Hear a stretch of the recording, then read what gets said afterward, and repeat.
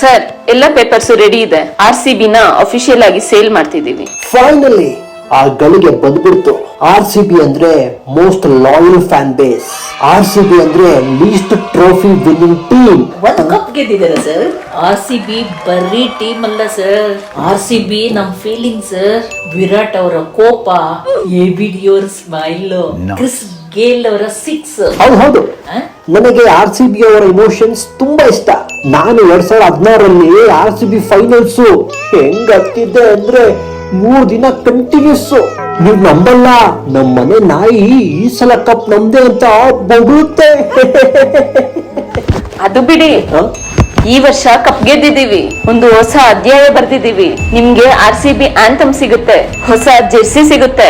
ಈ ಸಲ ಮುಂದಿನ ಸಲ ಪ್ರತಿ ಸಲನು ಕಪ್ ನಮ್ದೆ ಅನ್ನೋ ಕ್ಯಾಚ್ ಫ್ರೇಸ್ ಸಿಗುತ್ತೆ ಸರ್. ಪರ್ಫೆಕ್ಟ್. ನೀವ್ ನಂಬಲ್ಲ, ನಮ್ ಮನೆ ಗಾರ್ಡನ್ ಮುಂದೆ ಕೊಹ್ಲಿ ಅವರ ಸ್ಟ್ಯಾಚು ಕಟ್ಟಿಸ್ತಾ ಇದ್ದೀನಿ. ಅಂದ್ಹಾಗೆ ಈ RCB ಪ್ರೈಸ್ ಎಷ್ಟು ಅಂತ ಹೇಳಿದ್ರಿ? 17,000 ಕೋಟಿ.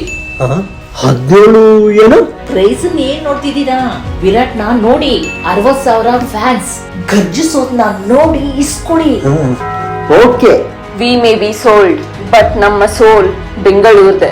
IPL ಅಂದ್ರೆ RCB, RCB ಅಂದ್ರೆ ಈ ಸಲ ಕಪ್ ನಮ್ದು.